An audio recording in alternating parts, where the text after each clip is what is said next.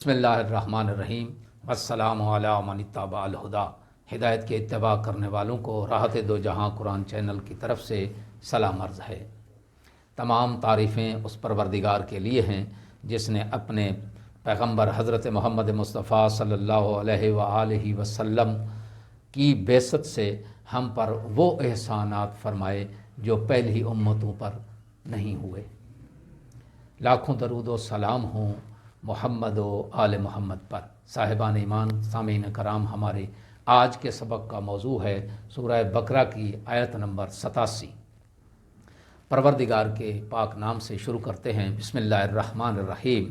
وَلَقَدْ آتَيْنَا مُوسَى الْكِتَابَ وَقَفَّيْنَا مِن بَعْدِهِ بِالرُّسُلِ وَآتَيْنَا عِیسَى ابْنَ مَرْیَمَ الْبَیِّنَاتِ وَأَیَّدْنَاهُ بِرُوحِ الْقُدُسِ افکلما جاءکم رسول بما لا تہوی انفسکم استکبرتم ففریقا کذبتم وفریقا تقتلون۔ اس کا ترجمہ یہ ہے، اور بتحقیق ہم نے موسیٰ کو کتاب دی اور اس کے بعد پے در پے رسول بھیجے، اور ہم نے عیسیٰ ابن مریم کو نمایاں نشانیاں عطا کیں اور روح القدس کے ذریعے ان کی تائید کی۔ تو کیا جب بھی کوئی رسول تمہاری خواہش کے خلاف احکام لے کر آئے تو تم اکڑ گئے، پھر تم نے بعض کو جھٹلا دیا اور بعض کو تم لوگ قتل کرتے رہے؟ اس آیت میں استعمال ہونے والے کلمات، پہلا کلمہ ہے کفینا۔ کفینا کا معنی ہوتا ہے پے در پے، پشت، پیچھے۔ اگلا کلمہ ہے بینات۔ بینہ کی جمع ہے، واضح دلائل اس کا مطلب ہے، نمایاں نشانیاں۔ وہ نمایاں نشانیاں، وہ نمایاں معجزے مراد ہیں جو حضرت عیسیٰ ابن مریم علیہ السلام کو عطا کیے گئے، جیسے مردوں کو زندہ کرنا، مریضوں کو شفا دینا وغیرہ۔ ان معجزات کے بعد انکار کی کوئی گنجائش باقی نہیں رہ جاتی۔ اگلا کلمہ ہے ایدنا۔ ایدنا کا مطلب ہوتا ہے طاقت دی یا تائید، طاقت اور قوت دینا۔ اگلا کلمہ ہے روح القدس۔ قدس یعنی پاکیزگی، یعنی ہر نقص سے پاک ہونا۔ چنانچہ اللہ تبارک و تعالیٰ کے اسماء گرامی میں سے ایک اسم قدس بھی ہے، اور اس آیت میں روح القدس سے مراد جبرائیل یا کوئی اور مقرب فرشتہ ہے۔ اگلا کلمہ ہے تہویٰ۔ تہویٰ کا یہ لفظ، اس کا مطلب ہے ہوا۔ ہوا کے مطلب ہوتا ہے خواہشات نفسانی۔ یہ اردو میں بھی لفظ استعمال ہوتا ہے، ہوا و ہوس۔ اس آیت کی تفسیر یوں ہے کہ وَلَقَدْ آتَيْنَا مُوسَى الْكِتَابَ وَقَفَّيْنَا مِن بَعْدِهِ بِالرُّسُلِ۔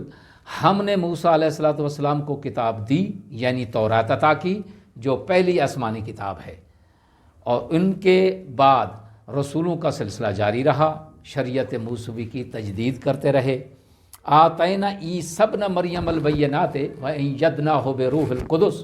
حضرت عیسیٰ علیہ السلام بنی اسرائیل کے آخری اولو العزم نبی تھے، اور ان کی بعثت سے تورات کی شریعت منسوخ ہو گئی۔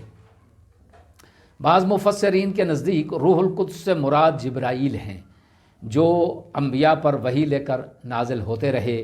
تمام انبیاء نے ان سے مدد لی، بالخصوص حضرت عیسیٰ علیہ السلام کو ہمیشہ روح القدس کی تائید حاصل تھی، جو ایام حمل سے لے کر آسمان پر اٹھائے جانے تک شامل حال رہی۔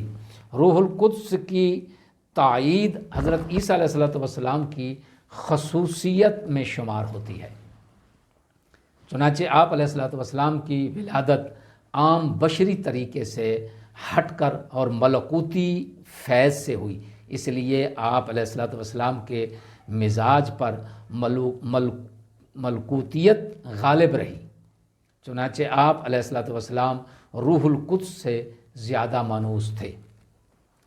یہ بات بھی واضح ہو جائے کہ روح القدس کا اس تثلیث مقدس سے کوئی تعلق نہیں جو مسیح نظریہ سے ہے، جو مسیح نظریہ ہے۔ نیز حضرت خاتم الانبیاء حضرت محمد مصطفیٰ صلی اللہ علیہ وآلہ وسلم کے بارے میں یہ بات ثابت ہے کہ آپ علیہ السلام جبرائیل کے محتاج نہ تھے، بلکہ وہ آپ کے خدمت گزار تھے۔ بعض مفسرین کے نزدیک روح القدس سے مراد ایک ایسی غیبی طاقت ہے جو کم و بیش تمام مومنین میں ان کے ایمانی درجات کے مطابق موجود ہوتی ہے۔ البتہ حضرت عیسیٰ علیہ السلام میں یہ طاقت بدرجۂ اتم موجود تھی اور انہیں ہمیشہ اس کی تائید حاصل رہی۔ اس آیت میں بیان ہونے والا ایک ہی نقطہ ہے جو کہ بہت ہی اہم ہے، اور وہ یہ ہے کہ خواہشات نفسانی